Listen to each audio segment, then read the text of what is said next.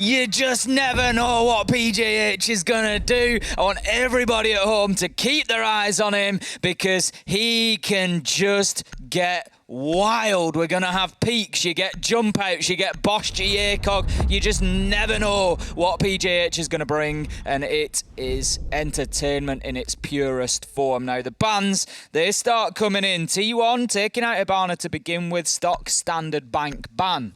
Very much so. We spoke about this a number of times on the European broadcast. Several hatches on the downstairs, 4 or 5 if you're looking at all of them. To open up means that you need the double hard breach, and Habana being the queen of hatches, that becomes her main focus. Monty going to be the second ban coming out of Mantis as well. The first ban coming out of Mantis, but the second in the match, followed up by the Maestro. So a bit of a step away of what we're used to when we're looking at things like the Valkyrie and the Mirror normally, Tim. Well, this is it. Only one of those two operators is going to go. My guess would be Valk, but no, neither go. We have a double shield ban. Clash is out. It's interesting because obviously we had Fresh on the telestrator breaking down that T1 attack previously, and there was a clash involved there, so it's factoring into the play here on bank, and they're going to get rid of it. But that leaves Valkyrie and it leaves Mirror both on the board. We'll see what sort of pick rate we have for the two of them. Valkyrie into the lineup immediately for Arakaze, and just think about this, Des.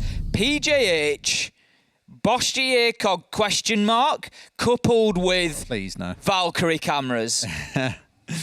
I think looking down the line, that this be fair as well, look back at what was banned away on the last day. The Valkyrie was banned away, the Maestro was let through.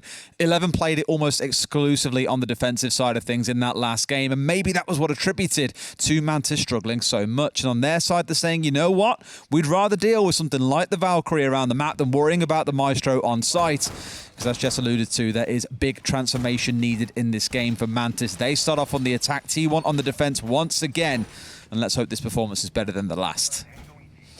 In the prep phase then, we're going to be going round one straight up to the top floor, which seems to be becoming a pretty popular site. It cuts down for the attackers sometimes the ability to clear out the map. Was when we're down in the basement, the attacker's first job is usually come in and clear out those roamers, and it's been a little bit of a struggle for some of the teams, both in EUL and in APAC, where we've seen them on bank to keep those roamers active and to keep them into the late rounds. So often a lot of teams taking the top floor where the dynamic's just a little bit different in terms of that first minute and a half for the attackers. But Mantis, they need to get off on the right foot here. They need to come forward with a strong start on attack. We know that T1 are very capable on this map.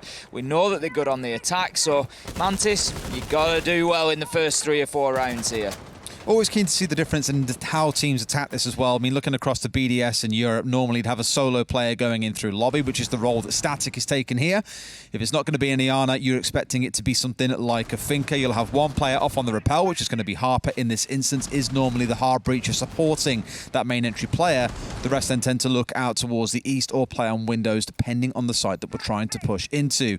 11 holding up here at the top side of Banana, looking to just waste a bit of time, but really it's Crazy Boy getting wasted early into the game. Static finding him out here just about that 45-second mark. Perfect start for Mantis there, just getting themselves the advantage. Envy Taylor just able to get up on his window rappel for the time being, put a bit of pressure in towards Square Skylight, but there's nobody really there to play off at the minute. PJH on the vigil all the way down in the basement, and as I said, he's one of those players to just keep an eye on, to watch out for. He doesn't have the Bosch APAC Des, he's not brought it along this time. Static, however, is going to be the second one to find, not the second one, he's going to find his second kill. He's going to be on Fancy, taking down the Warden, and that now leaves us 5 versus 3, and Mantis taking themselves a quick advantage here in round number 1. It feels so atypical as well, like the number of times that I feel I've seen bank this stage where someone will just walk in from lobby, kill the first man, walk into Teller's Archives and kill another is ludicrous. However, while all that's going on, there are kills elsewhere, and it's Shah getting a 2k of his own up on the top floor. PJH, the last man left alive here on the vigil, has got to find whatever he can.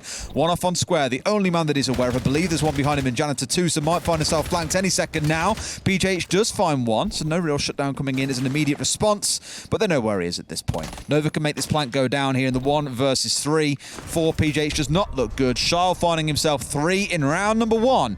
pretty clinical coming out of Mantis and already bettering their attacking record than last week. Mantis looked great there. They were just able to section players off, find them, close them down, take them in the 1v1s, and they left T1 players with very little opportunity to fight back.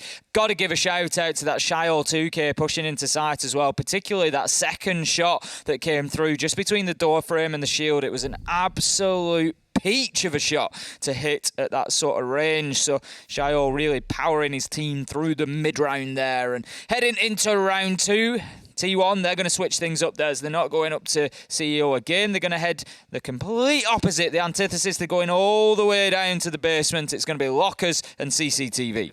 Fun little fact for you, the only attacking round that was won between these two teams last time was on Mantis' defense of the top floor. So T1 started up there in CEO lockers, almost repeating what Mantis did, and well, the outcome has gone the same way. The attackers are the ones walking away the winner. It's almost like that top floor is still horrible to attack into, Tim. Almost as if. Now then. Imagine that. Imagine that. We've got the hatches just being reinforced there. Arakaze bringing along the Tachanka. Now, if you've maybe missed the first half of T1's siege in Stage 3, do not be alarmed at the Tachanka pick. We've been seeing a lot more of our Lord and Saviour Tachanka being brought along, and it's basically fulfilling the same purpose as Smoke. He's just working on area denial, plant denial. He's doing a very good job of it. He's got 15 canisters in the Shumaka launcher. He's able to put them down and quite literally burn an awful lot of time. It's very difficult to push into, and from here he will just sit deep and fire them into that default plant spot all day long. And not as dissimilar to Smoke as some may think. BDS and Na'Vi banned Smoke away against Brede on the side of BDS just the other day. What does Brede do? Goes across to playing on the Chanka. Of course, don't forget the primary is the equivalent of a shotgun that you'd have on the Smoke for site transformation, plus the denial, plus a shield. It's not directly the same operator, but very much the same. It's great that we've now got that direct alternative, because previously a smoke ban was a big thing, whereas now there is that opportunity for smoke players to say, that's fine, I'll bring the Tachanka and I can play in a very similar way. That's exactly it, yeah. You'll see him playing downstairs here and just looking to spam those Shumakas onto the default plant spot just inside of CCTV. Very used to seeing that wall opened up. And on the sheer basis of there being 3 hard breaches in this round coming out for the side of Mantis, well, the expectation is that you'll see that playing forward. Shiol is already on a tear today, mind you, poking his head around White Stairs and finding himself the entry onto PJH. Shiol could absolutely be the undoing of T1 today if he carries on like this. And taking out PJH, as I said coming into the game, let's keep an eye on him, because he is one of those players that can be a real difference maker. And shutting him down at the beginning of the rounds like this is brilliant for Mantis, because the best way that I could describe playing against a player like PJH Des, it's like playing with a wasp in the room. You can't focus, you can't concentrate. I've seen you around a wasp, You know what I mean? You can't focus whilst it's there. And so taking PJH out is just going to bring a little bit of calm to Mantis, because they know that that unpredictable element is gone. They've got themselves into server, they're established very quickly, they've got the default plant spot open, they're working the hatches. This is great from Mantis so far. And the thing is, now you've got to deal with Arakaze sat inside of lockers. He can waste so much time, so they need the kills. They need to get nades into red, clear the man out, so you can go for a plant against the wall rather than in the default spot. It forces action out of the side of Mantis, which is exactly what T1 are looking for. Let's go up around hatches. Smokes are coming through. Those Shumakas still raining through, but the kills are going to be essential. In comes 11, finds one on the backside of Garage, but Nova's come down. There's kills going back either way into a 3 versus 2, but Harper finds a 2 off back of red. This looks like another commanding round coming out for Mantis, but Crazy Boy, does he live up to his name here in the dying moments of the round? Nova going in for the plant. It's the 1 versus 2. Him and Envy Taylor have got to hold it up here. Drops down through the hatch. They have a rough idea as to where he's coming from, but a post-plant situation, it's not easy to clear with those hatches, unfortunately, Ace. Absolutely not. Nova steps out round the corner, peeks down the red corridor and finds his man. Takes down Crazy Boy, and Mantis lock out round 2, and they're looking solid so far. T1 really not making too much of an impact on Bank so far. We're going to have to see something different coming out of them, but the question is, what do they do here in terms of sites? They've tried the top floor, they've tried the bottom, they've gone all the way from the top to the bottom and still not been able to lock it out. They're going to head back up to the top floor, but unsurprisingly, Des, I think there was a little bit of indecision about the site there. We saw initially it go to archives and tellers. Bit of a discussion, it's changed over to the top floor, so now T1 just seem to be in that position where they're thinking, what do we do here? Where do we go? Where can we lock this down? And given the last 2 rounds, I don't think it's really too much about the site. It's about winning those gunfights. Harper able to get in, get himself a nice 2k there, opened up the round. Shiol did exactly the same in round 1. T1, you got to start winning some gunfights. I'm looking at PJH and I'm saying, get out on the roam. We need to see that unpredictability brought to bear. You can't be getting shut down so quickly. Yeah, it's not like the end of the world looking at it either. You know, 5 kills across the 2 rounds. If you're looking at some teams who have got 1 or 2 after 2 rounds and it is an absolute whitewash, then yeah, different conversation to be having. There's a level of competition. It's just yet not high enough to stop Mantis, who, you know, throughout the stage, we have seen a very different team compared to what we saw at, say, SI, the team that we saw back in stage 2, who, you know, they were very much falling off the rails as the way that we described it. And maybe in part that was due to their situation with Cloud9, but now it feels things have settled a little bit. You're starting to see Shiol getting back to that old form and hitting some nasty shots. All that layered in with players like Nova having a brilliant last 12 months or so. For my money, one of the most improved players, I think, in APAC. I've loved watching him play. They're starting to get back to that old form. The question is, can you do it, you know, keep it and maintain it across the stage ahead of the major in November? PJH just taking up a typically aggressive approach there, looking on towards those square skylight windows. It's high risk, high reward. If he gets spotted out there, should be an easy kill through the barricades. But he's going to move on before that can happen. Now, we get a great view there of the buff that we had to IQ Des. We can see her just pinging out those gadgets. It just makes her not more viable. IQ was always a very viable op, but obviously one of the factors was that she can see these gadgets but couldn't really impact on them too much. And she still can't. She can't directly impact on them herself necessarily, unless shooting through a soft surface. But being able to ping it out in that way just gives the team that little bit of extra direct information. You couldn't hit them with a yellow ping previously. It was all down to verbal comms. So a little bit of a struggle coming in nonetheless, but still working on those gadgets. No kill, which is better for T1 here. They've managed to survive longer than the previous 2 rounds. Yeah, it's a start for them for sure, but this is where the pressure really starts mounting up. At this point, they should know that Crazy Boy is sat inside of the elevator and his angle of retreat is cut.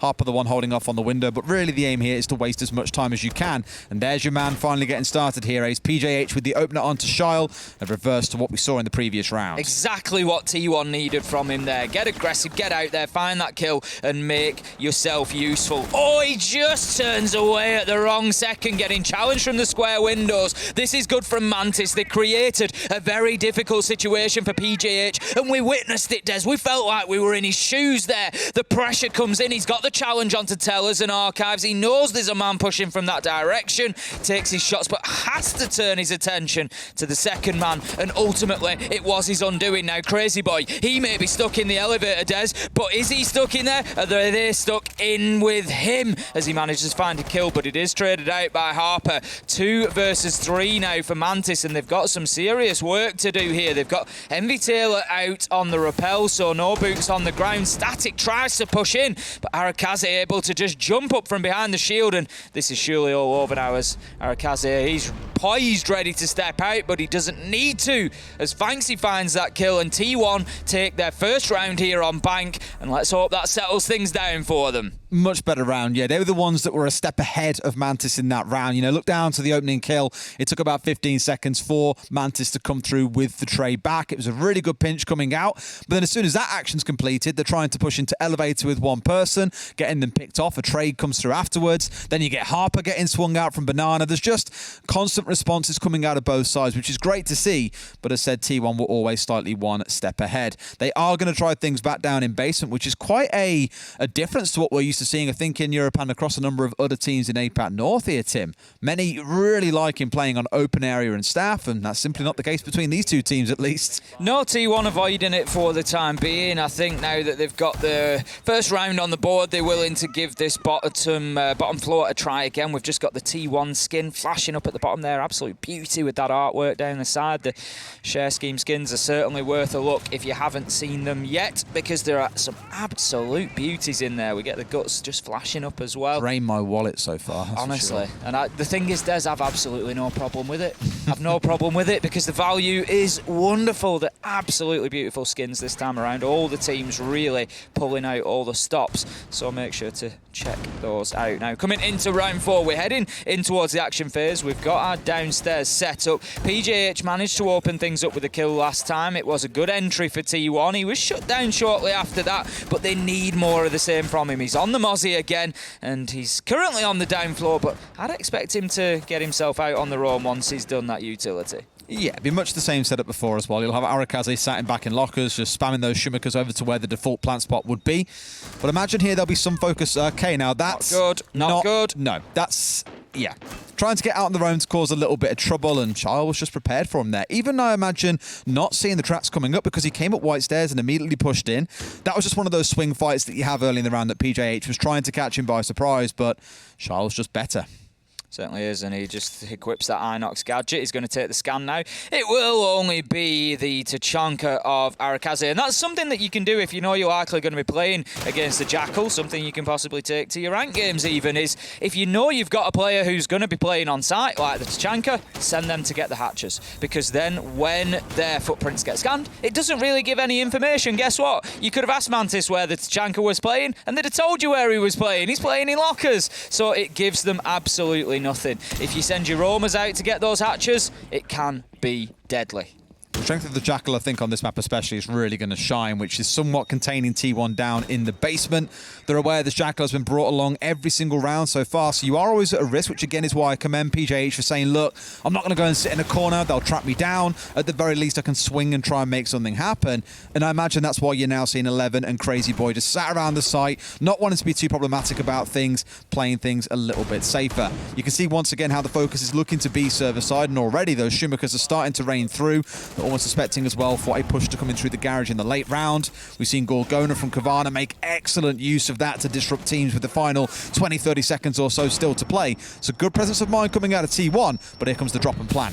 Immediately Nova straight in, absolutely no messing about there. The Shumiker launch has just been deployed, but he does not manage to get the plant down. That's great play from Arakaze to prevent it, but Harper once again, he went big last time. Des finds himself a triple in the basement now as Nova gets shut down in the midst of that with a nitro, but it's not going to matter because Mantis, they just go in and absolutely dismantle T1 in the basement. And even with the small changes coming in, you know, the short falling of the Shumikers onto that default plant spot. Well, not really default, the second default plant spot, you might call it, against the wall. The C4s through smoke, everything. Harper is still doing wonders. It was a 2K on the last attack of this site, and so far to have 3 attacking rounds on the side of Mantis, far and away from what we saw of that 7-5 victory for T1 over them in the previous fixture. Mantis looking good, looking coordinated. They are making sure these roamers cannot have any impact, and when it comes to the executes, they are quite plain and simply just better than T1 right now. Mantis are back, Des. Mantis are back. I think we're getting to that point where we can start sort of declaring that and saying this is a very different performance. This is very different to what we saw out of the former Cloud9 roster at SI in Stage 2. Whatever was going on seems to have been just locked down, sorted out. They're comfortable again, and they are showing us some of their best, and they're certainly on the road back if they're not there already. It's funny because I was going to say, well, look back at who they've beat. You know, does it suggest they are back? They've beaten Damwon Kia 7-1. They beat Cyclops on day one. Two of the top teams. I was having this debate with Fresh earlier on where I was saying, for my money, relative to their previous level of performance, Cyclops are the worst performing team. They've dropped off a cliff right now. They've disappeared, and we don't know why, because they've just gone 14-0 in the Japanese league. It's insane how different they can be in different competitions that we're still waiting to see if that's going to get worked out in time for their game later on today. But the next 2 games Mantis have got, Fnatic and Guts. They are the 2 big ones left before them. If they beat those 2 teams and best them, only Fav standing their way on the last play day. This could be a top spot finish for Mantis if this carries on, which is the scariest part. That's it. It could be back to their Stage 1 best, and we'll know as it progresses. But progressing now is round number 5, where we're going to be in Archives and Tellers. T1 finally deciding to take one of those mid-floor sites and try to mix things up. Obviously not confident in going back to basement, and that's no surprise at all given the way that round 2 and round 4 have gone, and they've been heavily sided, heavily favouring Mantis, who have shown a real mastery in attacking onto that bottom floor site now. Shayol just creeping his way down the stairs there. I think he knows that it looks like it's going to be PJH ahead of him. If I didn't know, it's Arakaze, in fact, just on the Oryx inside of the elevator. He's not scanning him. He doesn't want to spook him and make him run. He's like, you just stay there. This is fine. They can see him as well. Oh, this drop. It's a freebie. It's a freebie. It's a freebie. Oh, Arakaze! What a shot onto Nova as well. Heard the man drop and was immediately able to respond. Shyle, here comes a new challenger. It's another fight in the Death Dome here with someone else coming up main stairs. He's got the support from the Melusi here, unless they're aware of that. This could be a real sting coming back, and he drops through the hatch.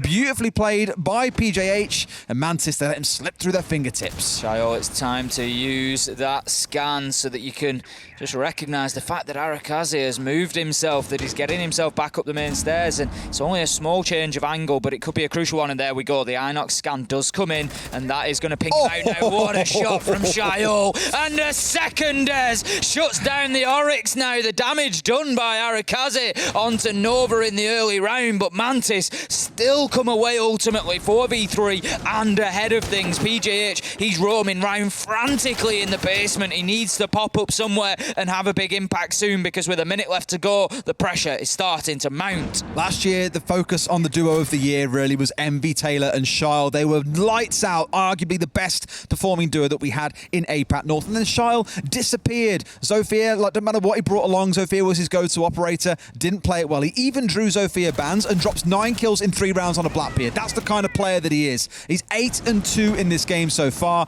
and even in that situation where he's pinned in, blocked off by the castle barricades, still finds 2 incredible shots. All that said, PJH has made a bit of a nuisance of himself in the round in general, found 2 of his own, but Shyle still stands. Static going to find himself going down. It's a 2 versus 2 ace, only 15 seconds still to play, and the other members of Mantis now need to make this happen. The spray through the wall, but he finds Harper on the soft spray through. One more coming through, but Shyle onto the 3k in the round. Can he hunt down his nemesis in PJH, who's off around the map? His man is down. He's got to make something happen, which he won't be able to do. Doesn't have the diffuser, and PJH holds out long enough despite the Shyle 3k to give another round to T1. I'm not sure about the run towards his teammate there. There was obviously no opportunity to pick him up. He, I think, was maybe acting off a bit of information that the last man was possibly inside of open and he was looking for the kills, but the diffuser was in reach for him, Des. It was only 6-7 metres away, and you've got to look and think there was possibly an opportunity. Obviously, you can get closed down while you go in for that last second plant, but that's it. If you don't go for it, you certainly lose the round. It's a difficult one. I'm not criticising, I'm certainly not, but there was a difficult situation for the last man alive there, just to try and choose which was the better option, to extend that clock or to try and find that 1v1 fight. But T1 doing well there to keep themselves out of danger, and just remembering that the clock can win the round as well as the gun can. So T1 take their second round, they bring it back to 2-3 on the scoreboard, and they're going to try to lock down that top floor again. Let's see how things change up here as well. Absolutely. This is the one that I look at and think, okay, then time to do something a little bit spicy maybe. You know, we've seen it won once, lost once so far. The second attempt at the defense, much better coming out of T1. But now you've got to deal with the adaptations that will no doubt come out of Mantis. And here are those 2 magical shots that came out of Shyle as well. The first one comes in, and the second one, a new challenger steps up the main stairs. Did have the ping on him, to be fair, and was just ready for it. It's an easy second kill coming in. 2 headshots. Crosshair placement, though. Crosshair placement. Just absolutely ready at that head height. And that's something, again, if you want to improve your own game, something you can really practice. Where is roughly at different distances, because obviously it changes based on perspective, but where is that crouch head height? Where is that standing head height? And if you can get used to playing in and around there, just maybe slightly below it, so your first couple of recoil bounces take you up onto the head, you are looking at definitely improving your kills. And that was absolutely beautiful. PJH is down super early, Des. Mantis have prepared for him. That's all I'm going to say, because PJH is, you know, coming into this, I said how effective. That's big though from Arakaze. Manages to get the opener onto MV Taylor, and that's likely to allow him to pick up PJH as well. So Arakaze coming in absolutely clutch for his team in the early round there. I mean, even all that said, it does feel like Shyle has had his number throughout this first half. Even if it doesn't become a confirmed kill, it's still in 1 shot from death. And Crazy Boy, lucky to be alive there, losing 40 hit points of his own to Static out on the front lobby. Harper finds Fanxy, so another kind of balancing act coming out here, all inside the first 60 seconds. This gives a good bit of control here, I think, for the side of Mantis 2. Now looking to push Crazy Boy out of those elevators. It's where he has played throughout the vast majority of this game. We've already seen him challenge once, and he did win out the first kill. Was traded after, only for 11 to swing swing and kill Harper on the trade back. So a war around this area around elevators, we're very used to seeing between these two teams, Ace. Your eyes do not deceive you if you're taking a look at PJH's health bar and wondering what's going on. He's taken himself a little trip through a few corner stations there, and despite being downed, he's got his healing, he's juiced himself back up, and he is back at absolute full strength for the fight. And if he has a big impact on this round, Des, what a better example of the power of Thunderbird potentially. We'll see how he does through the remainder now. Nova still being held up by Crazy Boy in those elevators. He's got his nades out, he's ready to make an attempt at clearing him here, but going to take something pretty special from this angle. In it goes, and special it is. What an absolute beauty. And what a view we get of it from our superstar observer. Easy just picking that up absolutely beautifully. 11 manages to get the kill onto Shiol and T1. They still have the advantage here. PJH, what did I say, Des? He managed to get himself juiced back up. He comes out and has a big impact here, taking Nova and leaving us in a 3 versus 1. I mean, for Static here, it's got to be something special. Instead, it's going to be a special 11 3K to close out the half. The 3K for him, the 3 rounds for either side. I'd still say that comes out as a pretty good half for Mantis, given how it played out last time. 3 rounds in total, a couple of good rounds coming out of T1, but for the most part, under the thumb of Mantis, especially Charles, who constantly had PJH challenged in those early spawn peaks or early aggressive moments. Let's see how things work out on the flip side. Tellers and Archive's going to be where we start, so a better difference to what we saw the strategy coming out the side of T1 earlier on. I'd absolutely agree with you. I think the rounds that Mantis have won for me have felt a little bit more convincing. I will take that back for round 6. I think T1 were in control of that. I think some of the other rounds that they've won, it's sort of still come down towards the end of the round, and Mantis have been very competitive. I think the best way that I can put it is Mantis have been more competitive in the rounds they've lost than T1 have been competitive in the rounds that they've lost. So I still feel like I give an edge to Mantis here. But this first defence is going to be particularly important for them.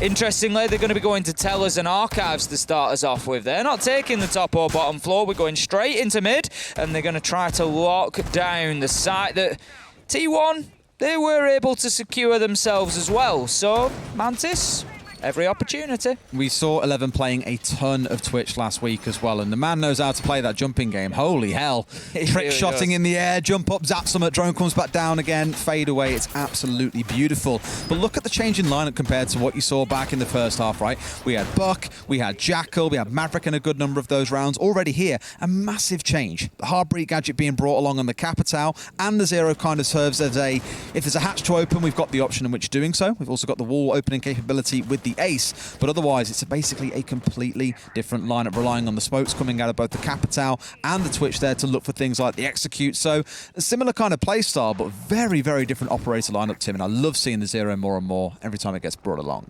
Absolutely. Now then, Fancy just holding that angle straight away into lobby, trying to catch off anybody on a rotate. PJ straight up to the roof with the Zero Sam cams just to try and feed that information in. Interestingly placed cam there. It's going to be a good one, looking straight into sight. It's just going to give a potential ton of information there. Now, 11, we said the Twitch drone's very capable with them, but shut down there. That's going to be a good Oh, no. burning of the utility coming in from Mantis. So they're just going to protect particularly those mirror windows, of course. The Twitch drone able to shoot those out, and they could be particularly effective as part of this defence. Laurie just kind of walks over this drone towards lobby like, meant to do that. He was getting off the window ripple anyway, just thought I'd do it for fun. So now he's rotated his way around to this lobby, I think, to try and apply some pressure up towards where they thought someone was in elevator, but members of Mantis have already bat long away, so not wanting to get themselves stuck in too long. They do have a Valkyrie camera inside a lobby. I'm not sure if it's been dealt with, so they'll see these 2 or 3 players potentially pushing on their way through. There's no one currently cycling cams for the defenders. In fact, as I say that, Nova did just hop on it, Harper as well, so looking to collect what's going on. As soon as they realise there are 4 players coming in from lobby, that could be an indication to rotate some utility over, or look to try and set up more players on this side of the map. It is 11 up on the top side, so once they've got this vertical control, that's when they can start thinking about the downstairs. The main thing, this is the camera I was on about, this is what makes me a bit nervous though, is T1 historically have been very slow on the attack. They're still looking for the top floor control here. They've still got to deal with things like the C4s, and they're even committing smokes on the top floor, despite, you know, there's one player inside of Janitor to try and cut the angle. Can they see the head? No, they can't. It's Envy Taylor going in first onto 11. Great opening kill there, and as you say, that Valkyrie cam placed in main lobby from Nova, it makes me a little bit concerned as one after another die into Envy here as they try to push in. Static finds Arakaze, but you've got to remember throughout this round, Mantis have been completely aware of the location of almost everybody on T1 as they try to push up those spiral stairs. By not picking up on that Valkyrie cam, it is just feeding back a ton of information, and we see exactly why they are so powerful. They're even now using it to ping out the SAM cams for Nova to be able to take that down. They're using the Valkyrie cams to deny information as well as gain it, and that is just super powerful use of that coming in from Mantis. And what a first defensive round. It's going to be over here. Fanxy's up on the roof just trying to find anything that he can. He's going to put a couple of shots into Envy Taylor, but that's going to be about as good as it gets before he gets shut down, and that is Mantis super convincing in their first defensive round. I kind of hate harking back and using it as an example, but step back into last week when we saw Fav coming up against T1 on this map. The big takeaway I had from that was that T1 got stuck on attacks a lot of the times where they weren't quite sure of, okay, what's the next move? How do we step forward from here? There's a couple of spicy rounds in the mix. We saw things like Monty Rushes being brought out, for example, just to try and make something happen, but it was never really convincing on the attack from T1. And I feel that's almost the one area of their game they still haven't yet fully figured out. The defense with players like PJH, 11, they can make magic happen, as we've seen many times. Arakaze playing things like Wilmai, brilliant player on the operator too. It's just the attacks that currently seem to be falling short. So although it's a too little, too late piece to start working on for them now, that's the one thing I do really want to see improve for them is let's get these attacks nailed down. You come into bank a couple of times, you know it's a map you like playing. Let's see some good attacks that show it's worth being one of those priority picks. Absolutely. Absolutely. We're going to have Ella on the side of Mantis here. We'll see if that goes towards possibly a bit of a blue stairs hold. That would be the classic position for Ella here on a basement hold, although since we've had Bank reintroduced, the blue stairs has just dipped away from popularity a little bit. We did see it initially. Teams immediately, that's how historically we've defended that area, so that's what we're going to do. But we have seen a little bit less of it. But with the shotgun in hand, it certainly could be the case here. So keep an eye on Harper. It can always be a difficult location to clear out. It has got a little bit easier with the introduction of some of the new attackers since we last had Bank in the map pool. But given the lineup of T1, I would say it still wouldn't be an easy position to clear out because they don't have a lot of frag grenades. They don't have a lot of utility to clear that position. But it doesn't look like Mantis are going to be playing there. I mean, without a Jaeger, without a Wilmai, it's very, very risky to try and do so, right? You can sit in there all you like, but one frag would be enough to clear that out, or a Capital holding the hatch and burning out the bottom of stairs. Either way you look at it, damned no matter where you stand on those blue stairs. So I think pulling back would be the smart idea. And we've seen this out of Empire already. There's kind of two defenses that you often see in the downstairs of basement, of Bank at the minute, sorry. One where you do hold up on the blue stairs, the less common one. I'd say 80% of the time you're seeing things instead, like holding inside of red and looking to play denial instead. Speaking of denial, Fanxy being denied a chance of even getting involved in this round. The Capital, with all that useful utility already taken off the board. Absolutely destroyed. Envy Taylor starting the round the same way as he ended the last with a kill. And another one coming in there onto 11. And that is not a good start for T1. The IQ gone as well. There's important utility lost. The one thing they've still got going for them is at least the hard breach is still in place. Ace using those Selma charges to try and assist in clearing out roamers, but this is the problem that T1 have got now. With only 3 men left, they really can't commit any more bodies to the top floor. If they lose anybody up there, it is just absolutely catastrophic. They need these 3 players to be assaulting onto site. They take a big risk in pushing Arakaze up the spiral stairs to the top floor, and it does pay off as he finds the kill onto Static, but look at his health. Arakaze really cannot be taking any more engagements as it stands at the minute. PJH is creeping through. He might just find Envy Taylor here, Des. Well, you've got the duo of Charles and Envy Taylor both on the ground floor still, and Envy Taylor is causing trouble. Turns round, sees the man, puts him down the diffuser. We've seen this one many times, Tim. Now going to be sat on here. They've got the vertical control if they need a bit of support coming in from Charles as well. Just so much that can work in their favour, and for T1 again, that clock will bleed down. They're already in the 2 versus 4. It's not looking good. And this is an it's a perfect example of what I was saying, Des. In a 3 versus 4, you start having to take risks. And a risk is sending PJH as Thermite with the diffuser into clear roamers, because that's exactly what's going to happen. You know, ideally, in that sort of situation where you've only got 2 or 3 players left, you need to start thinking about pushing onto site. How can we get onto that plant spot? It's difficult. I'm not saying it's directly an option. Sometimes you have to take the risk because you have to find the kills to allow you to push towards site. But it's just the level of risk that you have to take escalates exponentially as people start dying, and this is definitely a Mantis round as Nova steps up. He's just ready and waiting there with the shotgun. There you go, steps through. Nice easy kill for him and a great round for Mantis, but big risk there, PJH pushing in and putting that diffuser down in no man's land. And it's another big multi-kill round, coming out of Envy. It was 3 in round 7, 4 in round 8. You kind of feel like we're building up slowly towards an ace, which that could have been if Nova hadn't gone aggressive onto the elevator. But only 1 kill across 2 rounds for T1. And I think, understandably, we are going to see a tactical timeout come through because this is not looking good. And it seems to be, again, the trend that is haunting these boys. Attacks just do not look good for T1. No, not at all. And I think the thing is, they start... For me, I've picked up on PJH, and I don't want to be too critical. I'm not going to be. But we've seen that a couple of times where that diffuser goes down on the ground in odd locations. And I just don't know if playing hard support diffuser carrier really fits into what PJH does as a player. You know, on defence, we've spoken and we've given him plaudits about how well he plays that unpredictable role. He gets out on the roam, he makes a nuisance of himself, he takes gunfights, and that's fantastic. But it doesn't really work when you're a hard breach with the diffuser in hand, and going in looking for those gunfights, looking for those engagements is going to leave you in those difficult situations. So I don't know if maybe the composition on attack is really as good as it could be. I don't know. You know, if PJH may be better elsewhere. You've snagged the point away from me there. I was going to talk about this attacking lineup. Look again at what Mantis brought in every single round in the first half, because they know how much of a nightmare Bank can be with its 3 staircases. Roam play, really strong coming out the side of Mantis. What do they do on the attacking side? They bought the Jackal. That's what needs to come through in this round, and there it is on the 6th pick away from the Capital across to the Jackal. This is so necessary. They were relying on the 0 to get it done for them. That was not enough. It's great if they're trying to flank you, but the problem is these roamers on the 2nd floor would have sat there like, well, I'll let them come to me, I guess, and pick up freebie kills because they aren't droning me.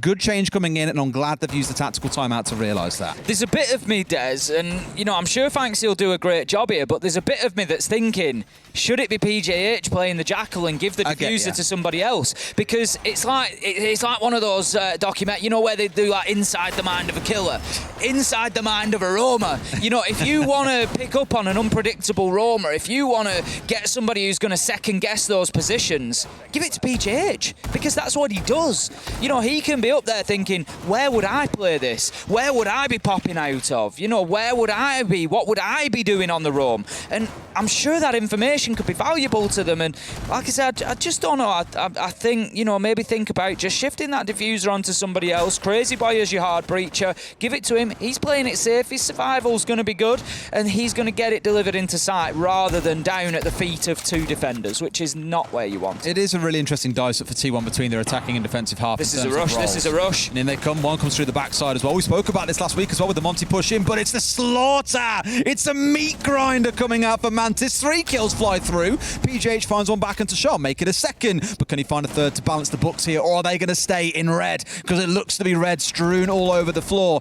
Pushing they may try and do with a good 2 minutes and 20 seconds to go with, so they can slow this down. I'm glad to see it's coming out. Crazy Boy finds another with full control of the room. The plant is going down, but can the flank come through in time? The answer appears to be no. This one should get stuck out. It's going to have to be a retake coming in from the side of Mantis. 40 seconds on the clock, boys, and you've got to find these final 2 kills. Certainly do. Static, he's going to be left all alone as Envy Taylor gets shut down. He's trying to find his angle. Wow. No, PJH locks it down with a long headshot. And thank you, PJH, as I come in questioning him carrying the diffuser. He gets it down on the ground, but I think my point ultimately still stands. We'll see how he goes over the next couple of rounds. A great round from T1 there to just really put some energy into this game after that tactical timeout, and that's a bit of a jab to the nose of Mantis there. That's going to stun them a little bit.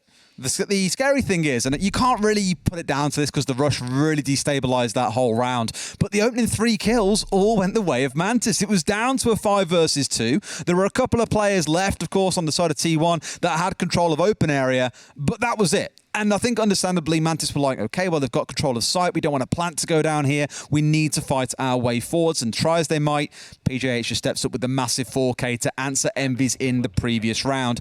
It's good, but cheese only works so many times before it starts to go off. And I'm wondering in this round now, if you're going back to a more stable sort of play, where Mantis might be a bit more aware of the potential of things like that, what is it they're going to do? And I can see you being incredibly excited, Ace. You've got a glee on your face like a 3-year-old kid that's just walked into a candy store. You're seeing PJH. We're almost there. You see PJH on the Jackal. Get rid of the diffuser. Please, PJ, get rid of the diffuser. I never thought I'd hear you say, please get rid of the diffuser. Give it to me. Give it to Crazy Boy. Give it to anybody. Please get rid of the diffuser. Don't take the diffuser on a roam hunt with you. But I'm glad to see PGH on the Jackal. Like I say, I just feel like he's got that mindset where he could make himself a nightmare for those roamers, because he could just be one step ahead of them. And we'll see how he goes this time around. Hopefully we don't see that diffuser dropped in no man's land if he goes in and loses out on a challenge now. He's going to be going straight towards that square skylight, so they're looking for that top floor clearance. Of course, attacking onto Archives and Tellers this time around. Mantis deciding to go back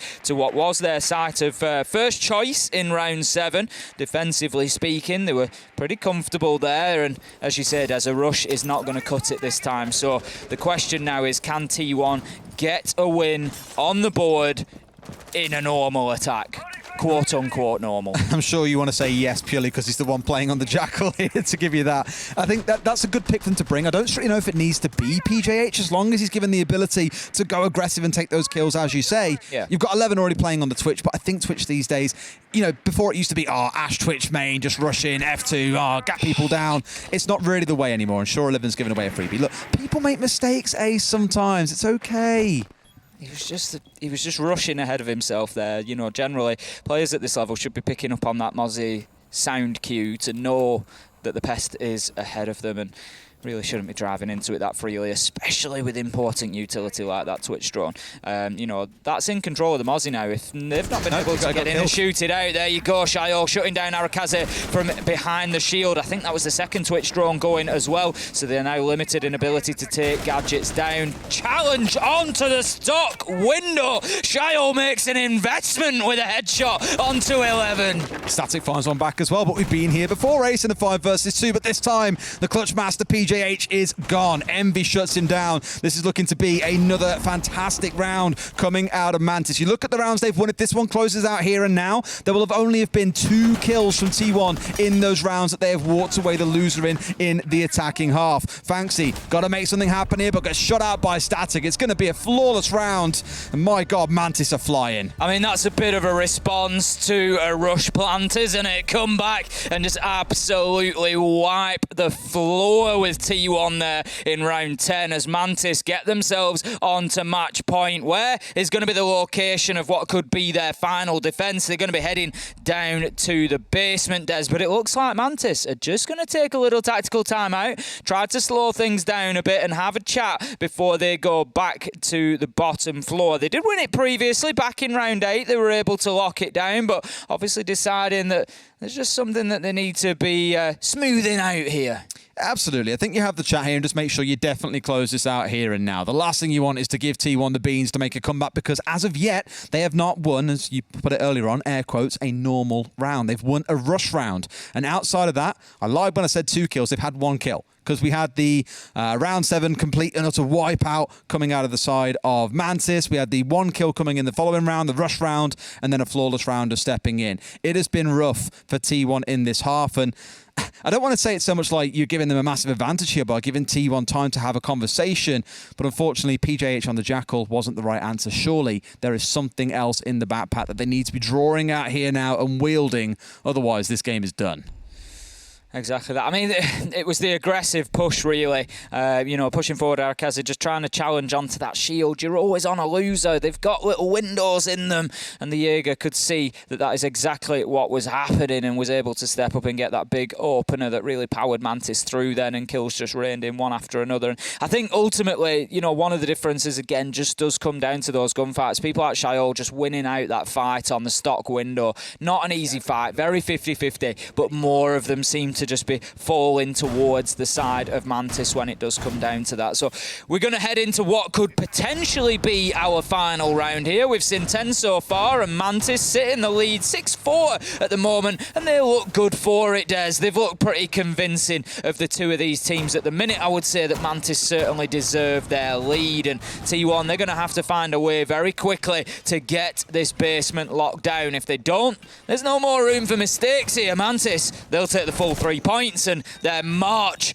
back to the top of the APAC North table will continue. And then it's kind of like coming up against a gym boss if you're playing old certain games involving pocket monsters. Well, you're about to come up against the gym bosses now as well. The next 2 games, as mentioned, are against the big boys, Fnatic and Guts. You do the win over those 2, you're basically guaranteed to be in top coming into the final play day. It will be beautiful and a biblical comeback for the side of Mantis. One thing I do want to touch on, by the way, we are very used to a very grenade-heavy meta in Europe. Here, very few nades being brought, and we've only seen anti-nade utility brought along 3 times, despite Wamai being available. We saw Jaeger in rounds 2, 4, and 7. That has been it. These teams just not really bothered by nade play, it turns out, Ace. Not massively, and of course, Jess touched on the win rate of Wamai being particularly low as well in APAC North. So, again, not an operator that's particularly popular. That's because Arakaza plays it a lot and they lose a lot. I mean, as you say, just not really being forced towards it without those large numbers of throwable, particularly explosive utility being brought along. We've seen 1 kill today on the nade